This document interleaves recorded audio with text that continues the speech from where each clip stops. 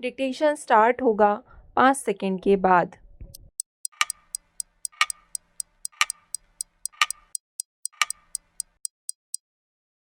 महोदय, ऐसा नहीं कि देश की जनता को हमारे सफल परमाणु परीक्षण पर गर्व नहीं है। ऐसा भी नहीं कि परमाणु परीक्षण के मुद्दे पर हमारे देश के राजनीतिक दलों की राय अलग अलग है। यह सच है कि परमाणु परीक्षण के पहले दौर में हमारे राजनीतिक दल राजनीतिक तौर पर कुछ तय नहीं कर सके थे, लेकिन बाद में आम राय बन गई। इतिहास साक्षी है कि ऐसे अवसर पर देश के नेता एवं जनता दोनों ने एकजुटता दिखाई है। सारी दुनिया जानती है कि भारत एवं उसके लोग राष्ट्रवादिता के नाम पर सब कुछ बलिदान कर सकते हैं। हमारी स्वतंत्रता की हर कुर्बानी आज भी विश्व जाति की याद ताज़ा कर सकती है। आखिर भारत को अपनी खामोशी क्यों तोड़नी पड़ी? प्रश्न यह भी है कि क्या चुप्पी तोड़ने का यह एक सटीक मौका था? इस मौके पर आवश्यकता को अचानक समझना या समझाना अत्यंत गलत होगा। कुछ बुद्धिजीवी कह सकते हैं कि यह आवश्यकता तो बहुत पहले से ही चली आ रही थी।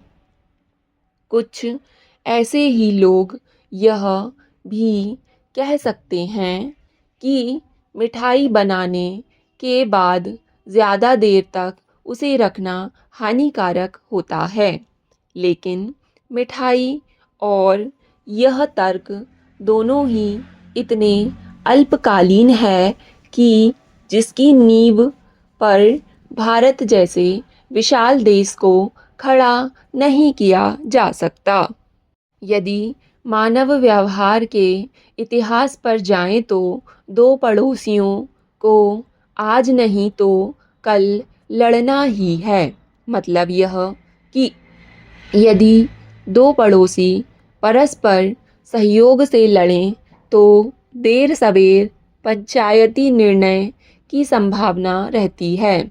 लेकिन यदि लड़ाई पंचायत की देखरेख में ही लड़ी जाए तो निर्णय करीब करीब एक तरफा ही मानकर चलना होगा। किन्हीं परिस्थितियों में यदि निर्णय उलट जाए तो पंचायत भी उस निर्णय के साथ ही हो लेती है। देश के राजनेताओं को यह स्पष्ट करना होगा कि परमाणु परीक्षण का निर्णय हमारे अपने दमखम पर किया गया या फिर यह हमारी विदेश नीति में अचानक आए परिवर्तन का परिणाम था। भारत के लोगों को अपनी शक्ति पर पूरा भरोसा है। हमारे रक्षा वैज्ञानिक दुनिया के अन्य रक्षा वैज्ञानिकों की तुलना में कम नहीं।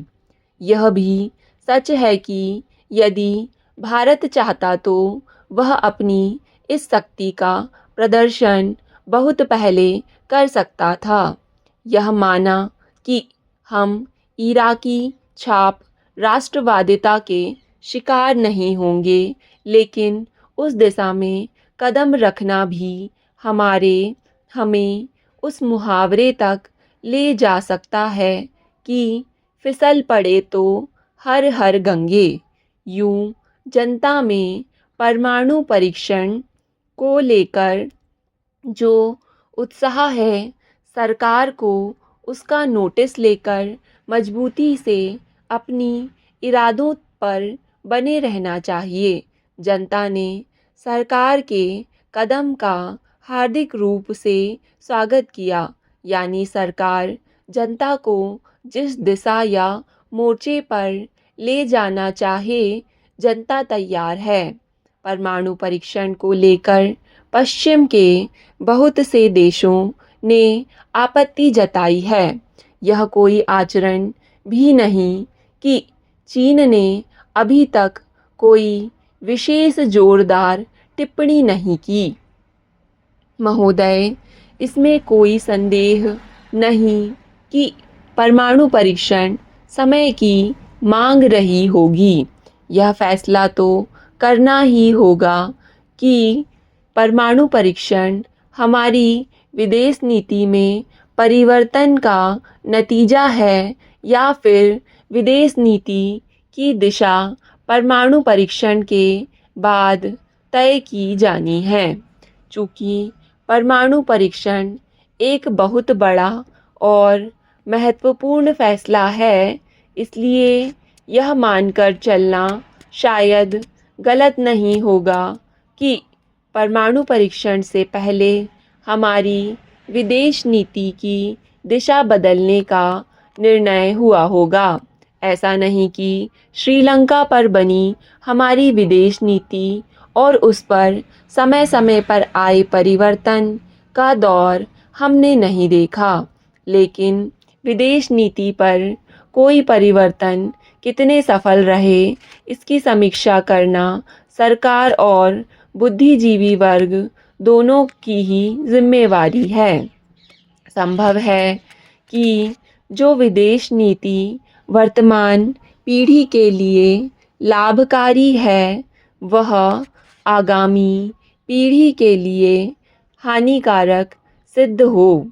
फिर भी हमें विदेश नीति के तात्कालिक लाभ छोड़कर दीर्घकालीन परिणामों पर जाना होगा। हजारों वर्षों का इतिहास साक्षी है कि हर देश को और करीब करीब हर परिवार को उनके बुजुर्गों द्वारा स्थापित किए गए रिश्तों को ही आगे बढ़ाते देखा गया है। यह अलग बात है कि रिश्ते प्यार के रहे हैं या नफ़रत के। पीढ़ी दर पीढ़ी करीब करीब यही परंपरा जारी देखी गई है।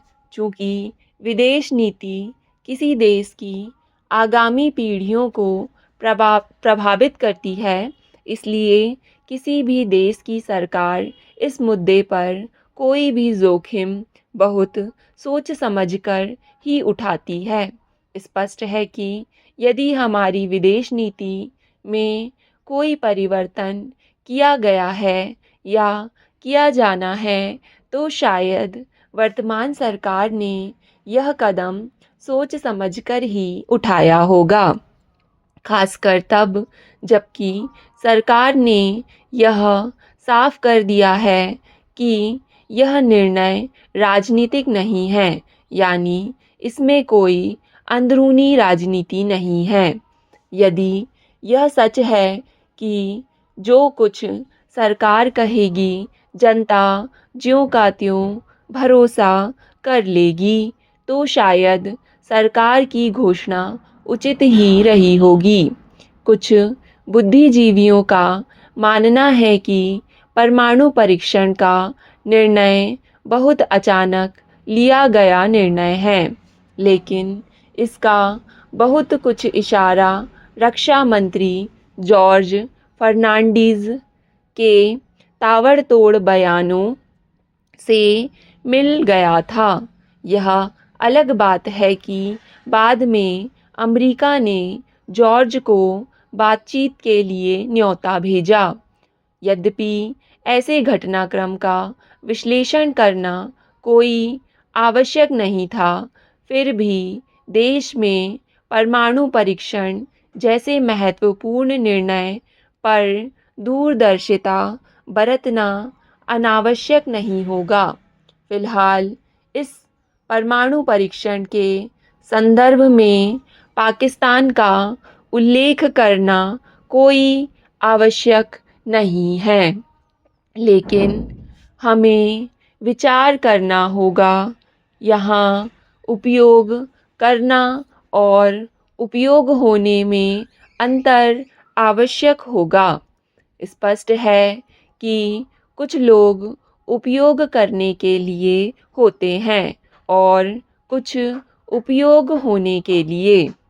डार्विन के सिद्धांत को इस संदर्भ में नज़रअंदाज करना शायद उचित नहीं होगा। डिक्टेशन पसंद आए तो वीडियो को लाइक तथा चैनल को सब्सक्राइब ज़रूर करें। धन्यवाद।